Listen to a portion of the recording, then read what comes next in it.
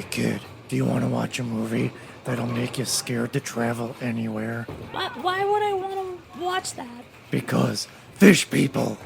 Is there fish boobs? Maybe. Oh, okay, I'll watch it.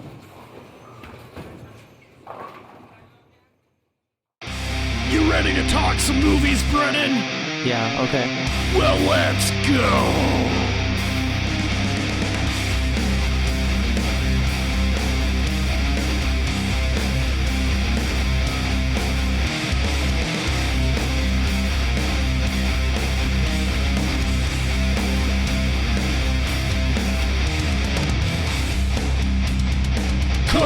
Corrupted youth!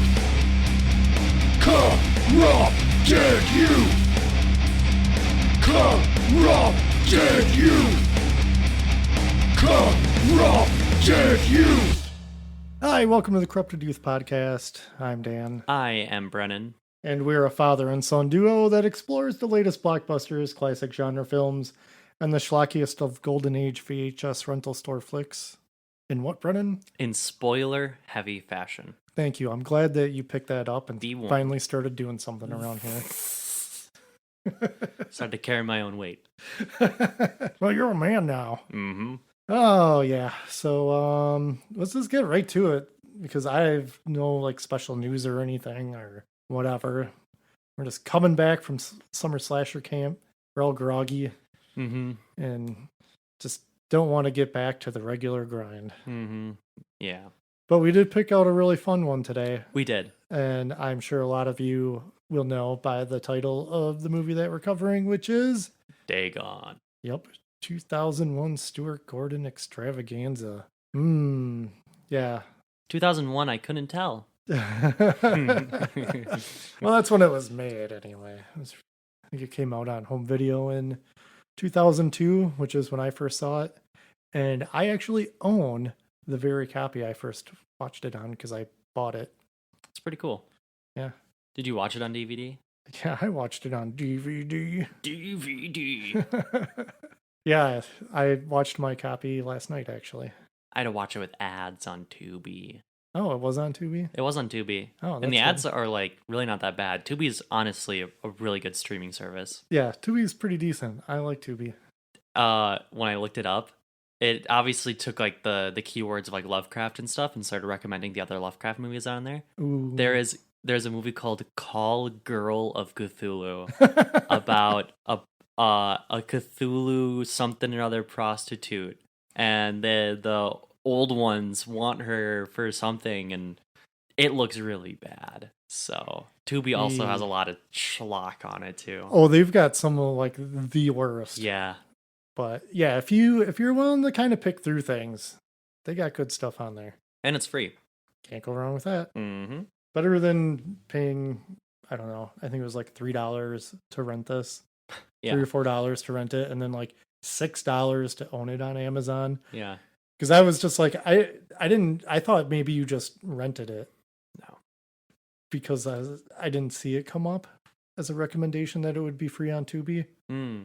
So I wonder if the algorithm is not suggesting those free things on purpose. Oh. So I guess it always just kind of pays. Normally I just look online and you can find out, and that's fairly accurate. Yeah. When I first watched, I watched it on a PS2 on DVD. That's very 2002. Yeah. Oh, yeah. We are going to skip the trailer because the trailer barely has any talking in it, and it's just music and sound effects. That's basically it. And I also just am I'm not dealing with it. That's a shame because I was really looking forward to definitely watching that trailer. I know you were, but you can watch it because you will get to see all the cool visuals that they show. Oh, yeah. Our listeners cannot, Mm-hmm. unless they check it out on their own. But odds are, I'm guessing a lot of people have already seen this movie because it has a good reputation. Yeah. And I don't know too many people that have seen it that don't like it. And that's a bit of a spoiler for How we feel about it. yeah. Yeah. But yeah, if you haven't, go watch it because Is that you recommending the movie? I'm not saying I'm recommending it right now. I'm just saying that maybe they should watch the movie. So you're recommending that they watch the movie, but you're not quite recommending the movie yet. Well, I don't want to spoil that part of it. Okay, all right. So, according to IMDb, Dagon, a boating accident runs a young man and woman ashore in a decrepit Spanish fishing town, which they discover is in the grips of an ancient sea god and its monstrous half-human offspring. Thank you. Good night. Yep, that's actually really on point. Yeah, so like we said earlier, directed by Stuart Gordon, director of Reanimator. Mm-hmm. And for some little more information on that, go listen to that episode because we got to see Reanimator like with a group of people. Mm-hmm. Yeah. So, on what was it, like 35 millimeter too? Yes. Yeah. And outstanding. Yes. And then the writer, Dennis Paoli, and Stuart Gordon's daughter did like a Q&A. Mm-hmm. Yeah, that was really awesome. Yeah. And Dennis Paoli also wrote this movie as well. Oh, that's cool. So yeah, go check that out. Listen to that. Find out about Stuart Gordon's Wisconsin roots. Ooh, that was a good little tease. Thank you. Actually did not write that down. Let's see here. It stars Ezra Godin, Francisco Rabal, Raquel Morano. Spanish people. Lots of Spanish people. Yeah. Except for a couple people in this movie. Yeah. 2 couples, actually. No, 3/4 of those couples. That's right. Yeah. Yes, because the one is definitely Spanish. And interestingly enough, too, she's like a famous TV star there. Oh. Still working. Good for her. Yeah, absolutely. I used to always think, too, like the guy who plays Paul in this, like the main hero guy. I always thought he was kind of like we're getting a special phone call. Getting a special phone call. You have anything to say to the listeners? What's this one about? This one is about the movie Dagon. Is this Quentin again? This is Quentin again. I have not seen Dagon yet. Lame. I know. All right. Any quick words for our listeners? Nothing appropriate, so I'll say no. Okay. Wise choice. Have a fun time. Okay, bye. Yeah, anyways, so what I was saying about the main guy, Paul, in this movie, I always thought he seemed like a poor man's Jeffrey Combs replacement. Oh, I could see that. But upon this most recent viewing, I have changed that opinion of mine. Oh. And I give him credit for being his own person. I could definitely see that, though. Yeah, because he does have kind of, I don't know, maybe it's the glasses. I got that feeling, too. He's really good at being kind of quirky. Mm-hmm. But I think that's just how this movie went. Yeah. But yeah, anyways, yeah. So the rundown, it starts off, it's got Paul, and he's down in a hole in the bottom of the ocean. It's all weird structure, very alien looking in its design. And I don't mean like that movie Alien. I mean just like not human. Yeah. And he starts rubbing it, and then like underneath it's like gold. And then he turns and he sees a woman, and you get to see boobies right away. There's lots of boobies in this movie, but not as bad as our last movie though. Yeah. It's got a different vibe to it. Fair amount. Because it's just not clips of porn, I guess. Yeah. But anyway. Listen to that episode to hear about all of that. I know, everybody's going to be like, well, you're just changing your opinion on boobs and movies. No. I mean, it kind of makes sense in this one. Yeah. It seems more organic to the story. Right. Anyway. Then he sees like fishtail, so like mermaid. And just for anybody who's out there, this mermaid is white. So...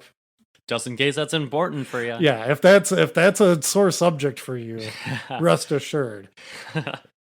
We should just remake this movie and change this character to be black to piss everybody off. Why mermaid not white? Anyway, then she like goes at him with pointy teeth mouth, which normally that kind of bothers me when it's a little too pointy teeth everywhere, but it's kind of all right in this movie. They look very shark-like. Yeah. And usually that's a design choice that does not work for me, but it works in this movie. I agree. Very well done. This entire structure kind of fluctuates between actual thing and CG, And it's just letting you know right away in this movie that the CG is not going to be good. No, it's pretty bad.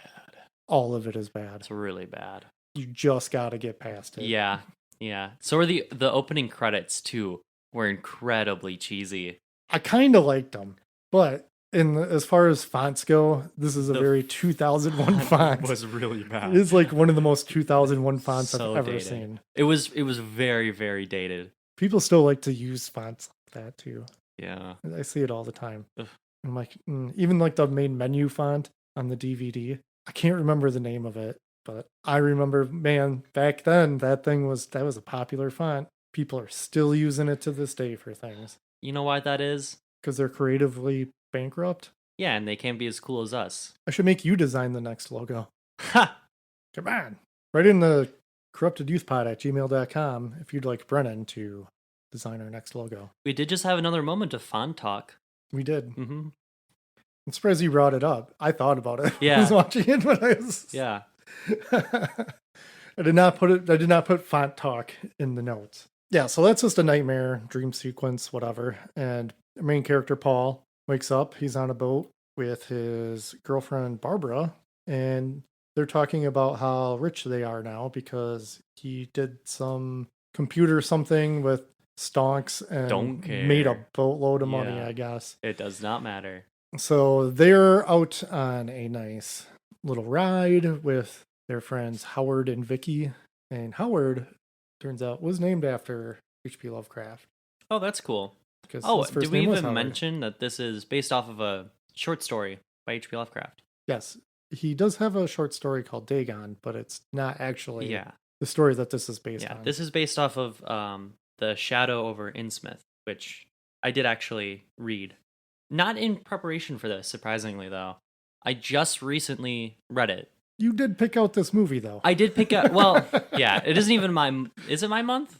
It doesn't. It doesn't matter. Anyway, but yeah, this is based off of H.P. Lovecraft, so that's a nice nod to him.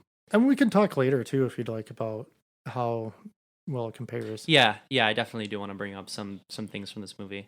Yeah, I'm just glad that they chose to name his character after H.P. Lovecraft and not any sort of pet or animal. Ooh, yeah. Yeah, Aye. no pet cats. Yeah, if anybody wants, they want to argue any of this. There's a really good video about how some people can get a pass. Yeah, Not everybody gets canceled. yeah.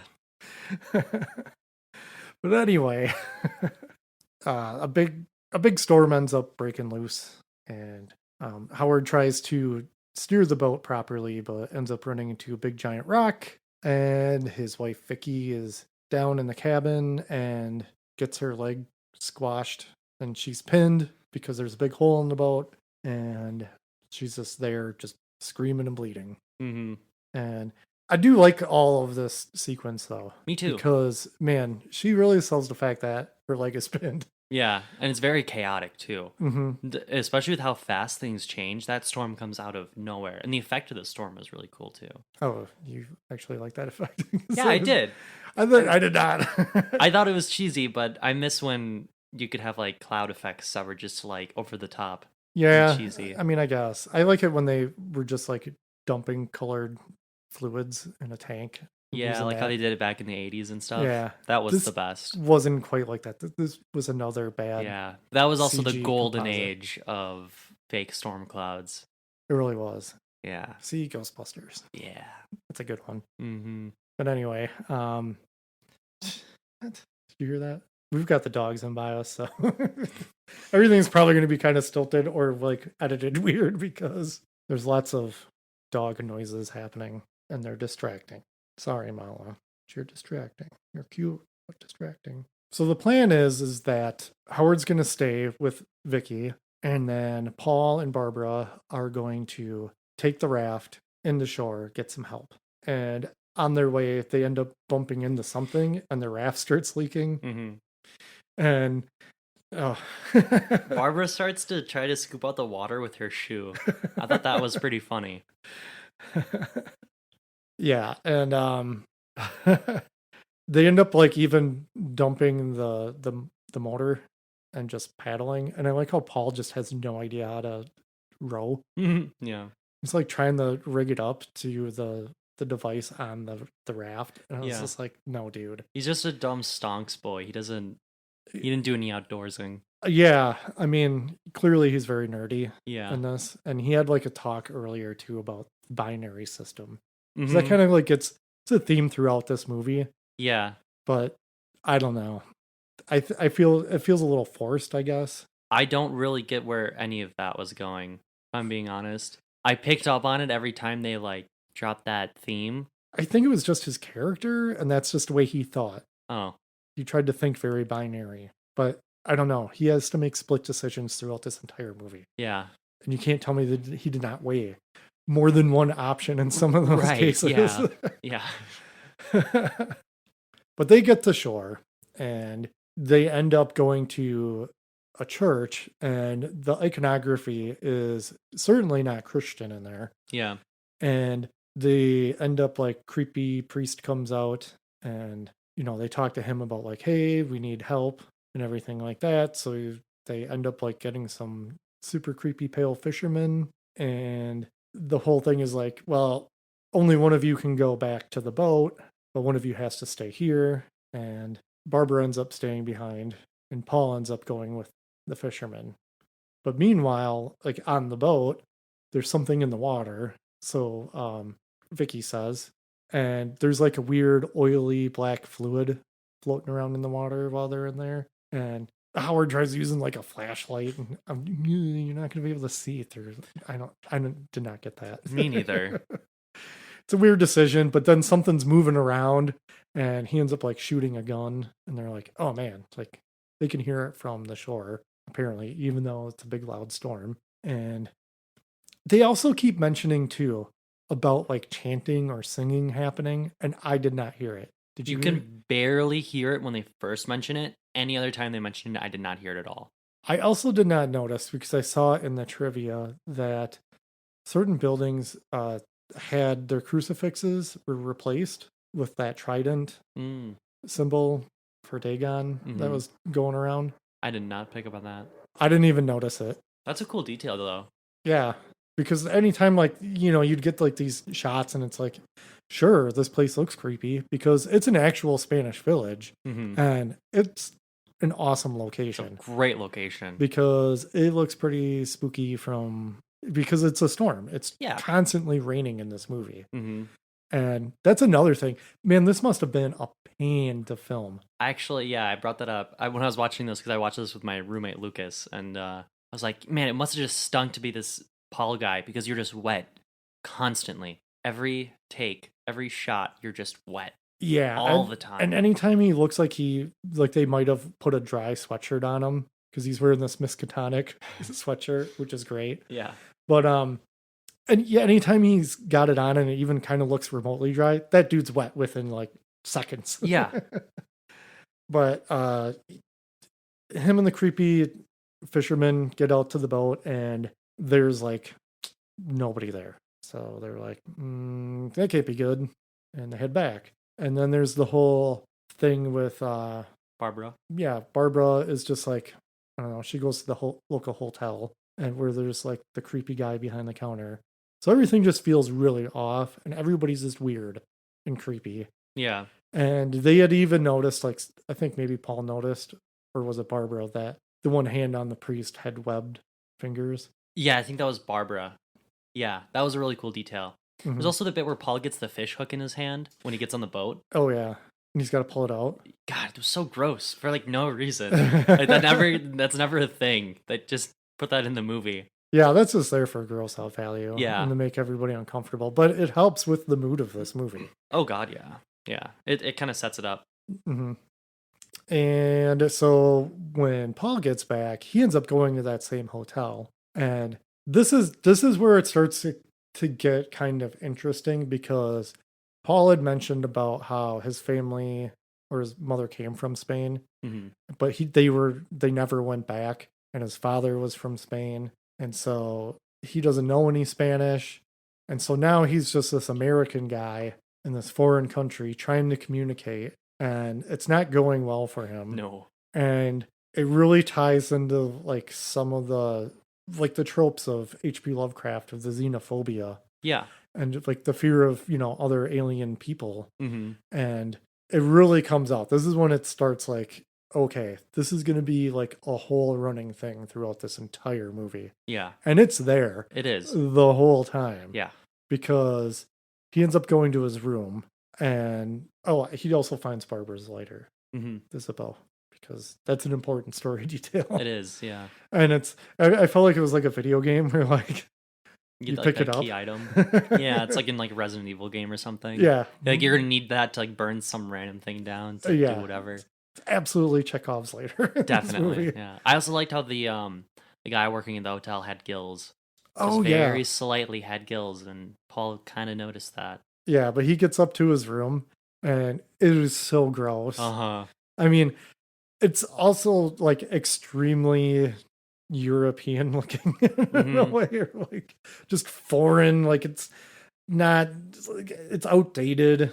Like the light switches look extremely dangerous to operate because there's just wiring and stuff Yeah. everywhere. And he like peels back the covers on the bed, and it was just like super nasty. Like something had laid down on it that was just gross and slimy. But then he also has like another dream sequence too, where he thinks Barbara's there, Yeah. and then Barbara's like a fish person. Barbara's like the mermaid. Yeah. Yeah. That was weird. But then he just wakes up in a chair. Right. I'm like, okay, enough of the dream sequences. Uh-huh. That's pretty much the last one we're gonna get, I think, right? Yeah. Okay, good. Because dream sequence fake outs, They're pretty annoying if you do it more than like once or twice. yeah. Unless that's your entire theme of your movie, I guess. But I do like the use of dreams because that's also a really important factor in H.P. Lovecraft stories. He's constantly talking about people having dreams about weird things and the weird dreamlands and stuff. Yeah, but while he's like in his room, he sees like some commotion going on outside, and it's a whole bunch of the villagers mucking about, being creepy, and he basically ends up having like an entire mob come up to his hotel room, and he goes to lock the door. I love this part Mhm. where he goes to lock the door, and you can see that the lock had been removed from the door Yeah. because it was the only clean spot there. Yeah. And then he notices that a similar lock, if not the same lock, is just on a different door for like the bathroom. Hmm. So he takes that and like takes it off with a Swiss Army knife. And the whole like tension of like they're coming, he's got to unscrew it Yeah. and then screw it in, and he gets it in there in the nick of time, Last second. very last second. And then like an idiot, he says something and gets their attention. They probably would have never even noticed him, Yeah. which is kind of crazy. He did it to himself. Kind of, yeah. But then he ends up escaping from there. Yeah, he jumps out of like the third story window through a glass like window, like a skylight, into like this like warehouse kind of building. He should have been cut Messed up. up. Like Like, that. I think that would have been a fun detail if his like sweatshirt at least was like kind of cut up, or he had a few cuts on him. Yeah. Like he's like rolling around in that glass. Yeah. He just like limp around the rest of the movie, so at least he's pretty beat up from everything, but Yeah, still. you still fell from a third story through a skylight. Like, whatever. That's just plot armor. Hey, it's not like anything else is really going to work out for him in this movie. Yeah. This is the scene too in this warehouse where he ends up like finding that they're drying out human skins, Mm-hmm. which is super cool because Yeah. those look great too. They do. They look really good. Yeah, it's super nasty. It's not like all kind of rubbery like you usually get, where it's just like, this is thick rubber. No, they're like dried out and like kind of see-through, jerky looking. Yeah, it's really good. Yeah, and he ends up like using one of them and running out with everybody because like he ends up like starting the place on fire, right? Yeah, he also sees the dude from the boat in the warehouse. Oh yeah, that's skinned right. up. Yeah, he sees like Howard his skin looks more rubbery and stuff, but that's because he's fresh. Yeah, yeah, and that effect of Howard's like skin was amazing. Yeah, and let's give it to the effects team too, because like this was like all Spanish. Oh, it was all like Spanish effects. Yeah, it was a Spanish effects studio. Yeah, they did an outstanding job, and there's definitely one scene that we'll be talking about for its great effects. Yeah, but he ends up like using one of the strung up skin things and like running out with everybody because they're trying to save him when the place is on fire. And I kind of like that. Me too. And I like too that his sweatshirt is just really bright orange because he just stands out everywhere. Yeah, yeah. He can't really like hide or escape. It was a really good choice. Uh-huh. And so now, like he's got all these villagers chasing him. And this is from this point on, the movie's just one big chase sequence basically of him just trying to avoid these people and get away. And let's discuss the fish people. Oh, totally. They're all just kind of bits and pieces of different aquatic life. Like they're in the process of changing. Yeah, and they're well hidden enough too, where like you only get little glimpses of them and like you hear them. I think my favorite part about them is just their voices, because they will still talk. They'll speak like Spanish, but then there's like weird other language thrown in there. I mean, I took 2 Spanish classes in high school, so I know a very bare minimum amount of Spanish. But like my roommate Lucas, he knows a lot of Spanish, and he's like, I'm not understanding this. Like, there's half of what they're saying is Spanish, the rest of it's just gibberish, and it's because they're changing and they're like. Yeah, they're like making weird chirping noises and things, and it's very unsettling. It is. And they really like distort it too. It doesn't sound human. Almost sometimes like almost like a dolphin. Mm-hmm. Like kind of like how they'll kind of like squeak and stuff. And yeah. Not like the big happy dolphin noises, but just a lot more subtle. Yeah. Even though, yes, dolphin are not fish, but whatever. They're basically fish. It is pretty cool how they are very obscured, and you don't really get good. It's very H.P. Lovecraft. Yes, and it's leaving a lot up to your imagination, especially when you sometimes like somebody might even just be completely shrouded, and you go, I don't know what's underneath there, but it's probably nothing good. Yeah.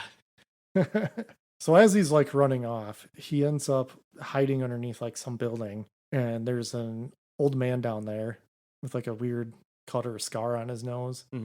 And that guy's actually like a famous actor. Oh, that's cool too. Yeah, he passed away before this movie was released. Oh, wow. That's why it has like a dedication. Oh, sure. Yeah, but he was pretty famous. Huh, that's pretty cool. Yeah. Did a really good job in this role. Yes, he does. Yeah.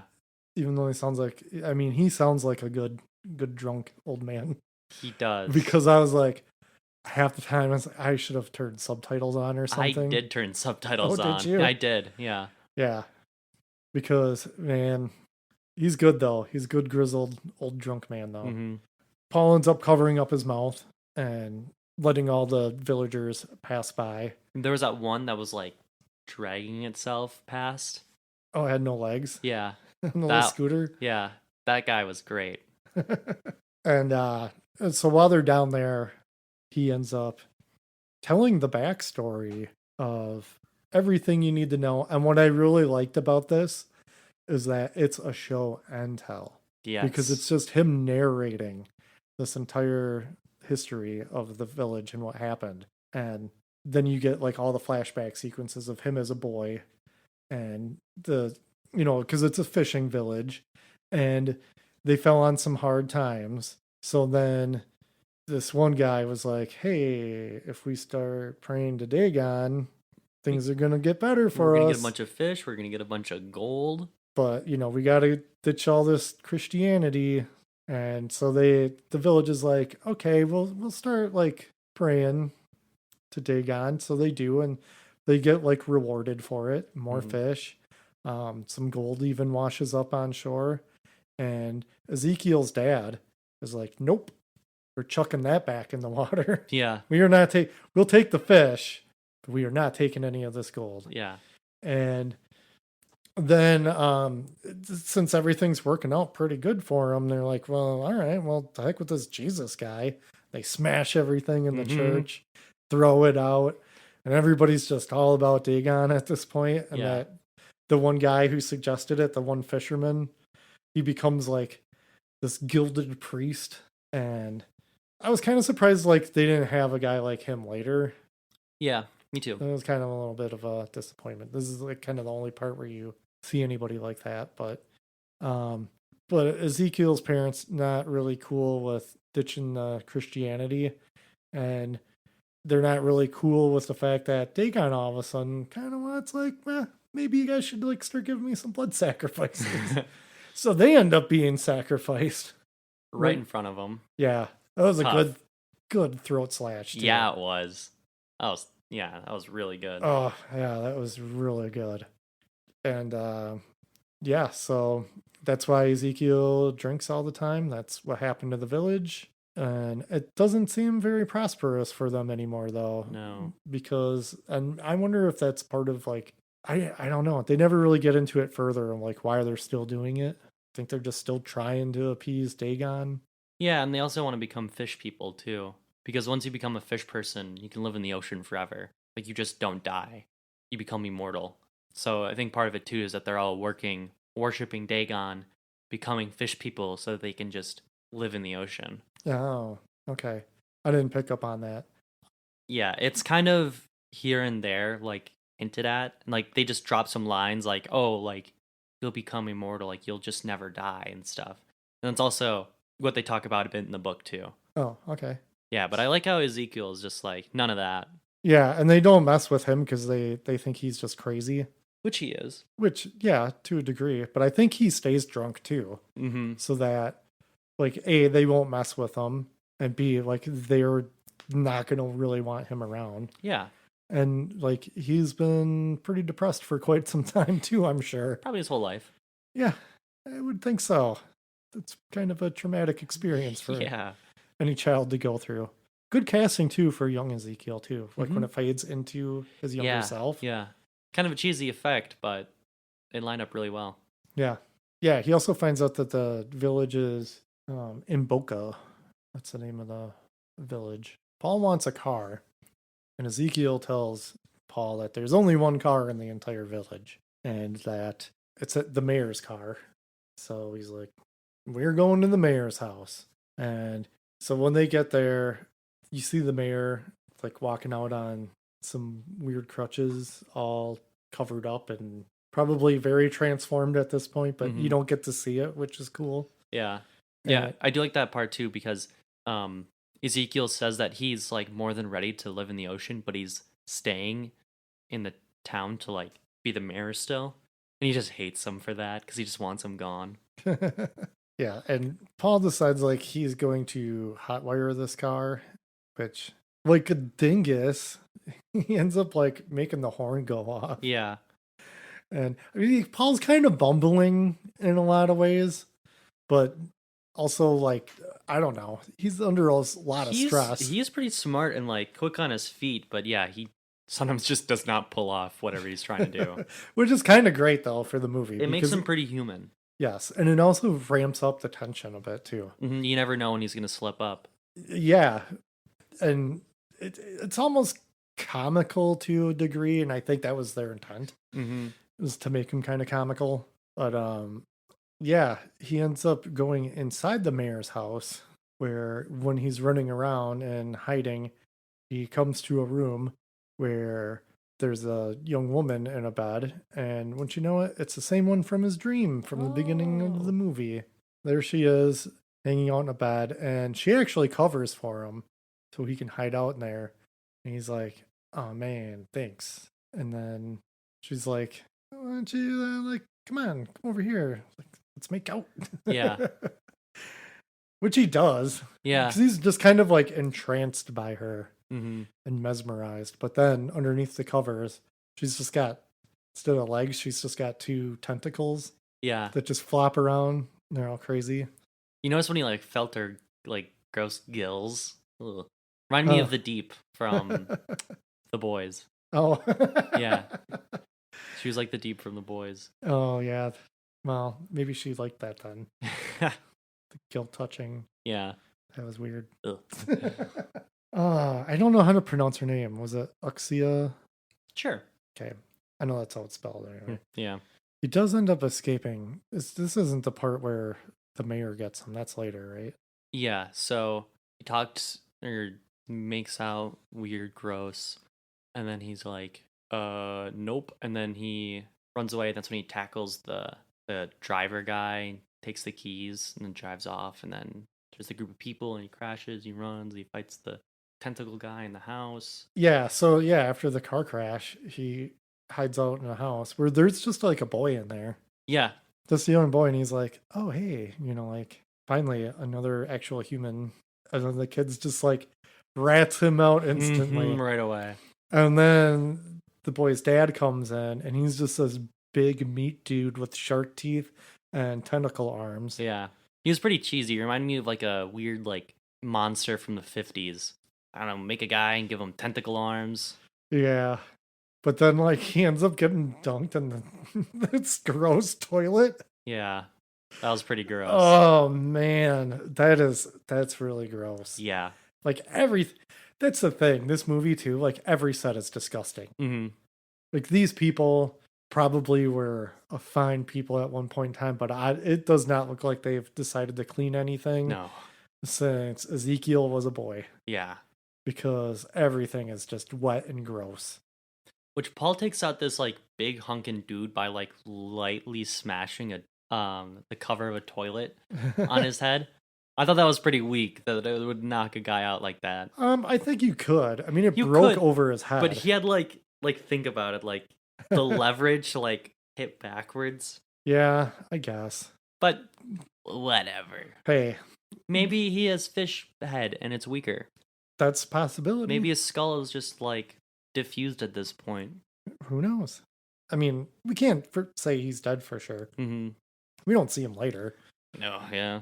I do like how Paul's glasses come off in the toilet too. Oh, He's he's- like fish and get him out. So gross. Yeah, his glasses too are like constantly kind of semi fogged up Uh-huh. this entire movie, and it's just another little detail of just how crazy of a shoot this must have been. Yeah. But on the other hand, too, you do get like vacation in Spain. Mm-hmm. Yeah. I'm sure a lot of these were just sets too. Mm-hmm. Yeah, I imagine most of the Spain stuff was just the village itself. Yeah, like all the outdoor stuff. Uh-huh. But they did. I think it was just completely filmed there too. Oh, that's cool. Yeah. So excellent vacation idea. Yeah. It's just film in Spain. Like, did you notice at the beginning of the movie, like all the different like sponsorships, I guess, or like different bits of production that went into it? There's like 20 of them. All this different like Spain. Must have been like so much Spanish money going into this. Oh, that's awesome. So yeah, I definitely think it was hey, I got a good idea how we can get a cool vacation. Happens a lot. Ask Adam Sandler. That's what he does. Oh, really? Yeah, that's why they always have like weird destinations in those movies. He just uses it like as a vacation. Smart. Go film a movie while you're there. Like, oh, like you've got like 2 to 3 months to film this movie, if not more. Just hang out in paradise. We should do that. How about let's do that? Let's go make a movie. You will record this podcast. Where do you want to go?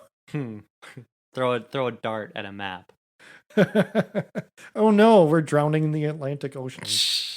But yeah, Paul ends up he gets reunited with Ezekiel, right? Or was Ezekiel with him?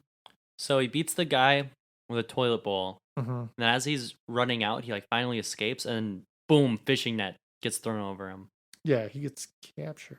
Yeah. Oh, because they also captured Ezekiel, that's right. Yeah. And it turns out that Vicky and Barbara are both still alive. Yeah. Ezekiel told them that they were dead earlier. Yeah.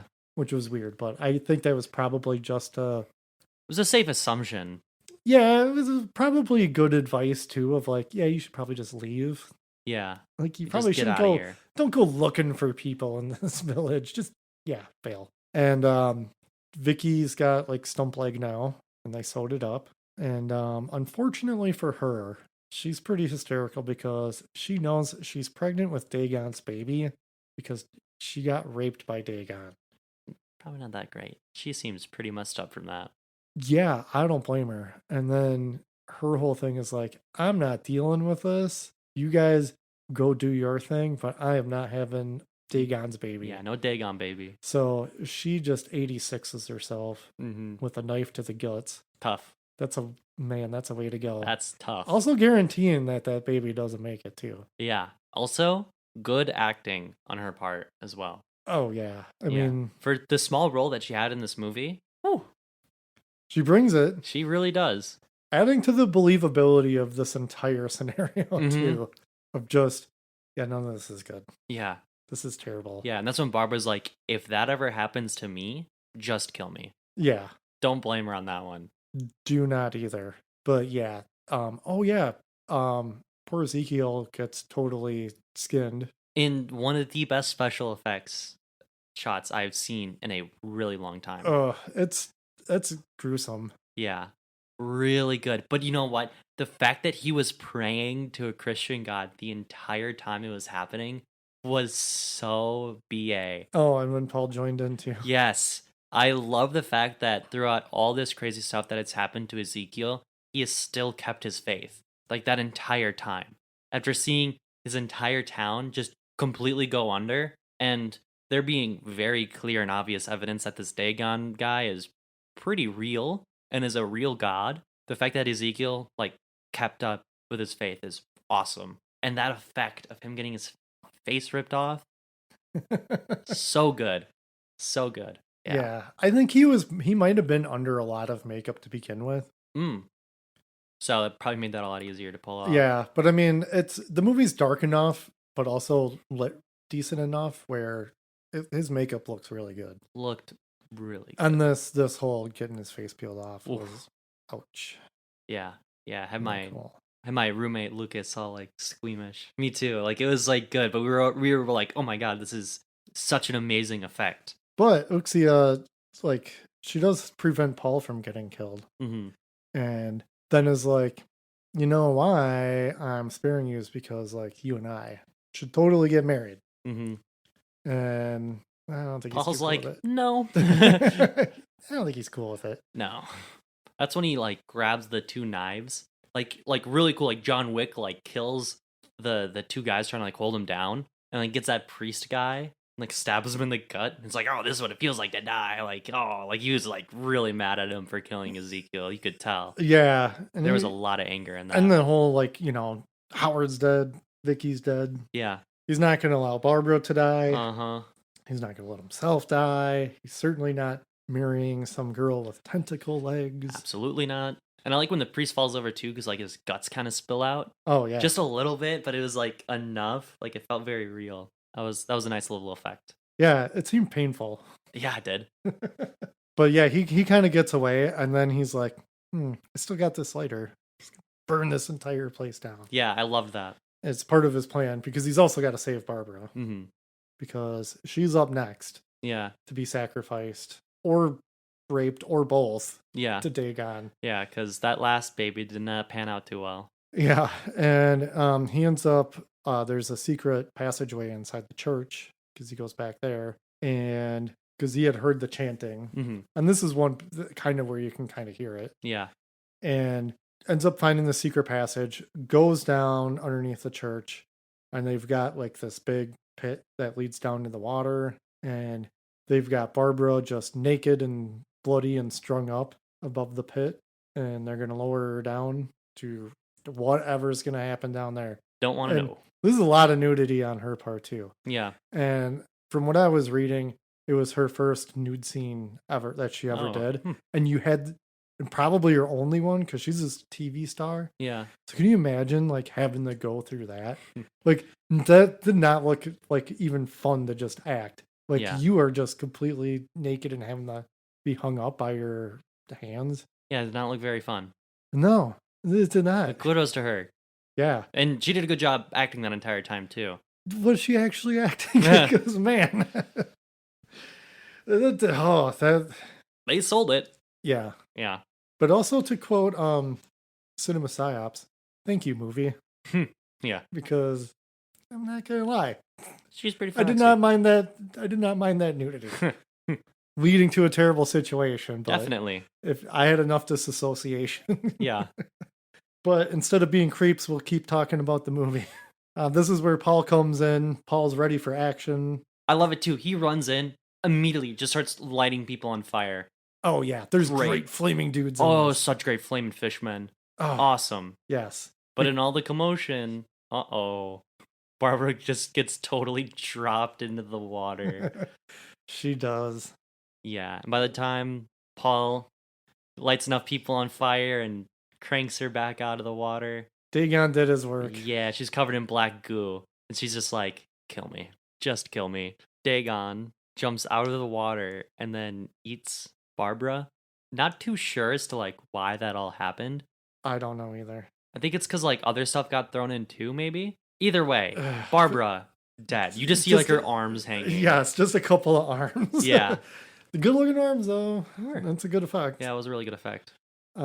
Yeah, can't say so much for Dagon though. Yeah. Ooh. That's ouch. I didn't like Dagon's design either. I didn't really either. Yeah, I think it would have been a lot better if they just didn't show Dagon at all. Maybe have like a tentacle come out or something. Yeah. That's enough. I think a little bit of the unknown would have really worked in favor of this. Yeah. Just something horrible, like you said, a tentacle or whatever, come up and grab her. Can still rip her down, like leaving her arms. That would have been actually more brutal. That would have been pretty bad, but yeah. So then they get like Paul all beat up. And then this is when the mayor shows up too. I like it too because like he's all covered up in like faces and stuff. Like dried faces. Super cool. Oh yeah, we never did explain that they wear the skins. Yeah. Yeah, that looked really cool. Seeing all of them with like all the skin on their face. That was neat. Yeah, he's like putting those polio crutches, like pushing Paul down with them. Yeah. And then the Uxia or whatever her name is, she comes in, saves Paul again because she's like, nope, totally getting married. Mm-hmm. And you know, here's the cool part about it is because we've got that the mayor's actually your dad too, and your mom just split when she was pregnant. So I'm your sister, and we're totally gonna get married. And Paul is just like, Ooh. not happening. He's like, I want none of this, and douses himself with like kerosene. Yeah. And lights himself on fire. Yeah. He also had gills too. Yes, he did have gills. Here's a fun fact, since you brought that up. In the beginning of the movie, and I thought that maybe it was just like from filming things out of sequence, and perhaps it might be. But when he had his shirt off in his little nude scene, he had red marks on his side. That's where awesome. the gills were. That's awesome. So that would be really cool if it's foreshadowing. Because my thought, I was like, oh, he must have just got beat up or whatever filming the movie. But I had completely spaced out the gills. Mm-hmm. So then when I saw the gills, I was like, oh my God. Yeah. It was set up from the beginning. And so, yeah, he does have like weird hybrid fish person DNA. Mm-hmm. Yeah, that was really cool. That's a really cool detail. Yeah, that's awesome. But yeah, she's not cool with him setting himself on fire. She like jumps into the water. She Like, grabs him. They jump down the tackles him. pit. Yeah. To which he's just like all burnt and everything, but then his gills start working. Uh-huh. And they just swim off together. He just is like cool with it then. He's like, And yeah, they like swim into the weird hole, the weird Dagon hole. And then the movie ends. it's very sudden. Yeah, I'm going to be honest, I did not like the ending to this movie. No. No, I didn't like it because okay, so you could have him light himself on fire. I liked that. I liked getting tackled into the water because that's pretty ambiguous. But then just have him like swim off. Like, I don't know, like what is he going to do after that? Is he just going to live there?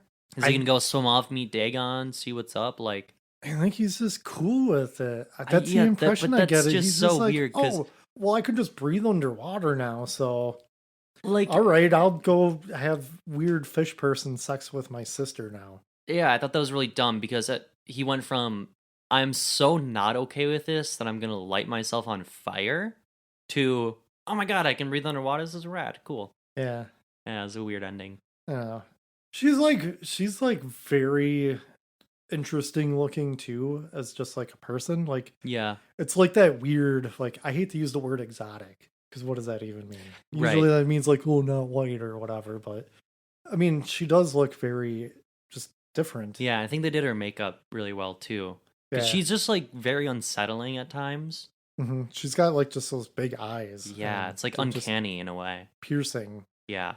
Yeah, she's a good stare. Oh, we also get to see the mayor's face because he takes off his skin mask. Oh yeah, he's all Yeah. like Cthulhu underneath. Yeah, he's like all tentacly. Great effect. Yeah, that was nice. Yeah. Whole thing very Lovecraftian, Very, very Lovecraftian. and I'm not sure you can explain how well it matches up with the original story or the story it's based off of, but I gotta say, this is probably one of the, if not the best adaptation of any type of Lovecraft material Yeah. I've seen. Yeah.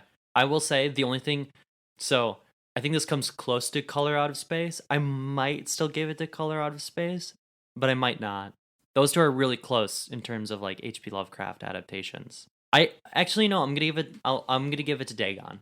I'm gonna give it to Dagon purely because it got weird enough. Where I think Color Out of Space for the story it was adapting didn't get weird enough. Yeah, we both agreed on that. Yeah. That it should have Been weirder. Yeah. Go listen to that episode. Yeah, definitely.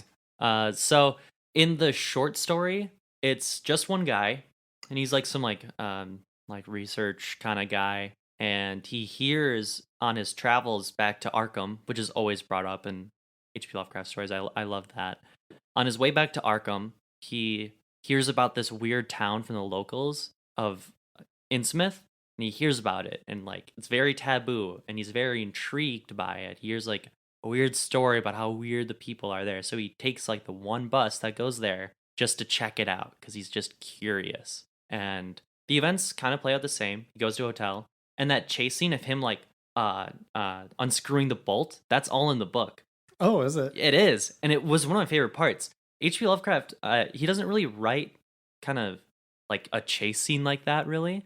No, he's usually just like a kind of very scientific about things a lot of the time. Yeah, so, and he did a fantastic job building that tension, because it's like that in the book too, where it's like, oh my god, is he going to do it in time? And there's a little bit more in the book of him like running between like hotel rooms through like the little side doors, you know, where you can connect rooms, from like running through and like trying to get to this window to get out. Really well done. They did a great job adapting it. After that, it's just him sneaking through the town of Innsmouth, avoiding all the weird cult people and getting away. And then at the end, spoilers, I guess, at the end, he gets to Arkham and he is doing more research. He went there to go research his like family tree. And then he discovers that his mom was from Innsmouth. Oh. And he started to realize that some of his features were kind of lining up with the features of all the people of Innsmouth. That also had really good fish people in it. That was also a thing. Dagon, that's obviously still the same. And you know, when they show they were going out to that rocky island. Yeah. There's like a brief shot of that. That's also in the short story. That's kind of where they all do their weird worshipping. So yeah, it was a really good adaptation. Yeah, I mean, I've read it, but it's been so long, Mm-hmm. and I probably should revisit a lot of H.P. Lovecraft. Yeah, that's what I'm doing right now. I've even started a new story. It's good stuff. Yeah, and I think this movie did a good job too. The character in the Shadow over Innsmouth is very inventive. He's very quick on his feet, and he's very smart too. And they really brought those character traits over, which I like. That's what an adaptation should be. Yeah, I think if you don't play it completely faithful, that it, especially when you have to modernize it and you go, well, we're not going to make it a period piece, we're going to make it modern times. Mm-hmm. You really have to like mold things in a good way. Yeah. Where even if you change them a lot, you still have to bring in, like you said, a lot of the material in subtle ways. Yeah, like another cool adaptation was the part where he grabs like the skin and he's like running away. In the short story, there's kind of a part like that where he's thinking he's about to get caught, like people down the street are going to see him when he's trying to escape. So he starts like waddling and like walking like a townsperson would, and then he gets away. So it's like how he was, you know, running with the skin and like running all weird, trying to pretending to be like he was from the town. It's just one of those like small little things that you can adapt from the story. And that's also my problem with the Reanimator. Oh, that is completely different. It is just way too different. Where it's like, is this really an adaptation? Yeah, I mean, unfortunately, a lot of people, especially when they make cheap stuff, just tend to throw around H.P. Lovecraft a lot. Yeah. Like they love slapping his name on things. And where, yeah, they do it with Reanimator and it may not be a good adaptation, but it's also a really cool movie. Yeah, I mean, Reanimator is an amazing movie, and it does capture a lot of the elements of H.P. Lovecraft's storytelling, a lot of the themes, which is really important. I guess the title of it doesn't matter because I don't want to tell people to watch this movie, but it's very much people turning in the fish people type of thing. I think that one might even have some Spain involved with it, but it's so bad. It's really, really bad. And I watched it and I was like, I feel like because there were so many people who worked on it that were actually in the movie type of thing and finance, and I was like, that one felt like dumb rich people trying to just make money. Yeah. You know what I mean? Like Yeah. they just kind of seemed like really phony people, and nothing about it was good. And there, like the tone was wrong, the effects were terrible, and I'm tired of seeing things like that. But yeah, but something along the lines of like the movie Cold Skin, where that's like people in a lighthouse, weird mer people coming out at night type of thing. Like that's way better. You know, like you want to see like weird things that just get more inspired by. Or The Lighthouse. Or The Lighthouse. The Lighthouse, that's a great H.P. Lovecraft inspired book. Yeah, that's just people descending into madness. Yeah. Yeah. Yeah, that's a lot of fun. Mm-hmm. Where do they get all that alcohol from? Was it there the whole time? Was any of it actually there?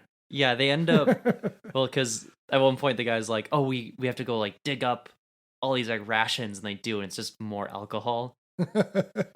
Yeah. Well, we're just starting to ramble on about other stuff. Yeah.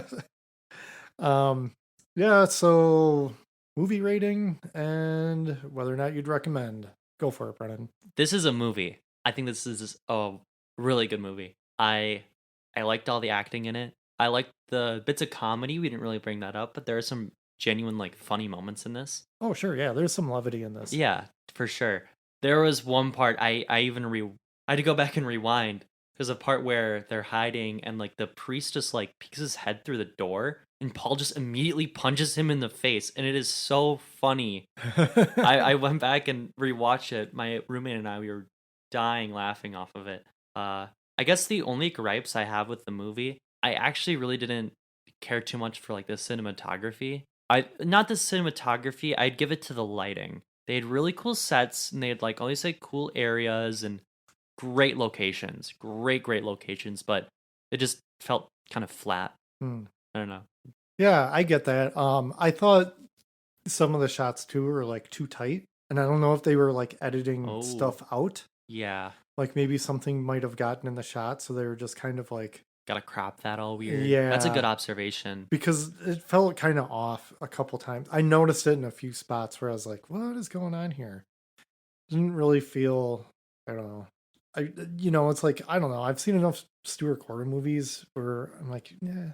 I mean, yeah, they never have like the greatest of budgets, but usually he's like pretty good about that stuff. Like can frame a shot decent. Yeah, so, I don't know. Just it could be anything. Who knows? Yeah, so like I can appreciate all the sets and everything, but if you don't light your scenes well, it's not gonna matter too much. Yeah, I mean it is very dark. Yeah, but that being said, I still really like this movie, and I definitely recommend it. It is a really fun watch. Also, if you have the time, read Shadow over Innsmouth. Easily one of the best H.P. Lovecraft stories I've read. Or you can just listen to an audiobook version on YouTube. But yeah, and if you don't have the book, go to your local library, or all that stuff's like public domain. You can find it just online. Google it. Right. That's how I read The Color Out of Space. Yeah. So yeah, as far as my reading goes, this is definitely a movie. Mm-hmm. Yeah, for sure. I think I've probably talked to you about this movie countless times. Yeah, you've definitely brought it up. And I'm surprised you never watched it, considering I have it on DVD. Ooh. It's just always here. Your mom hasn't made me donate it yet. Which I don't think I ever would. I'd still hide that one somewhere. But yeah, it's a fun and simple story. Yeah. The pacing is great. I agree. It there is like one part like kind of like around after the mansion and stuff. I feel it kind of slows down a little bit, maybe like kind of like too much getting captured, Right. but it never really lets up. No. It's just kind of on the go. Like this movie just kind of gets going right away. Mm-hmm. Gives you just enough information about everybody. You can just draw your own conclusions to things. You know, fill in those blanks because you know what, this movie's just going to cruise by. It's like maybe an hour and a half, maybe a little bit more. So it's an easy watch. Yeah, and I definitely recommend it. I mean, considering this has some of the worst CG, it's bad. It's really bad. Sub Hercules and Xena type effects. Like there's that one where like the blood's coming out from the boat. Yeah. And so it's this, you're looking up at the boat from under the water and you're seeing the blood come down from Vicky's leg.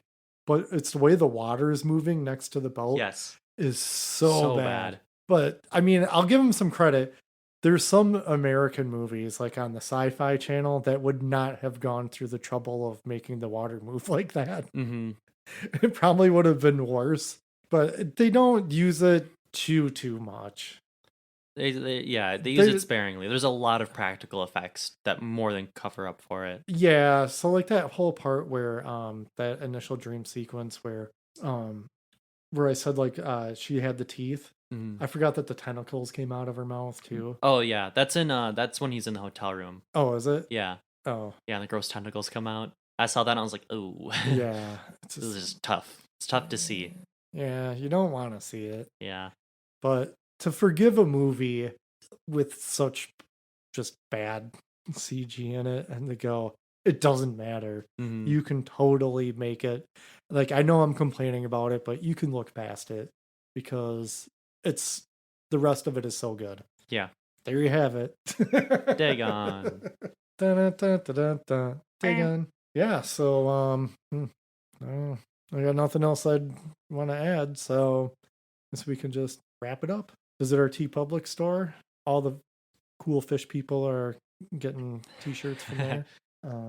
Contact us. It's an email telling us about your crazy fish person tales. I don't know. Our email address is corruptedyouthpod@gmail.com. Oh, that was the most normal we've ever done it. Mm-hmm.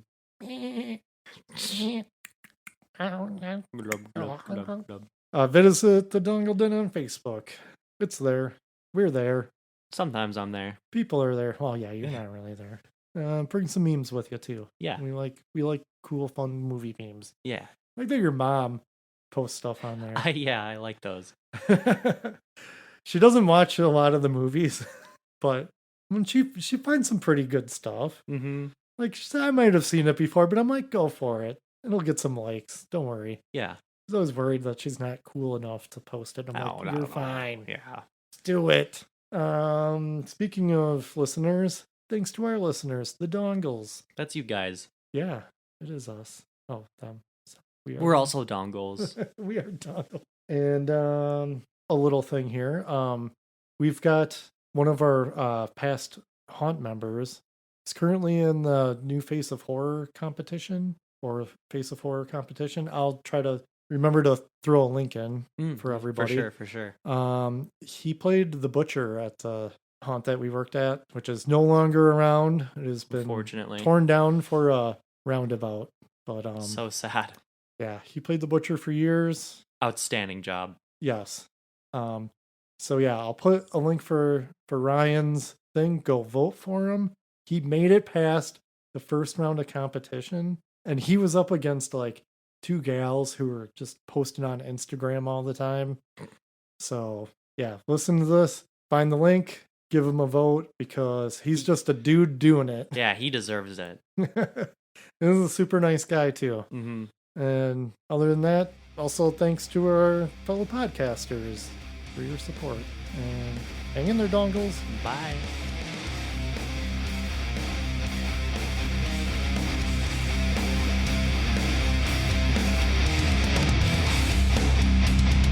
Corrupt Corrupted youth. Corrupted youth.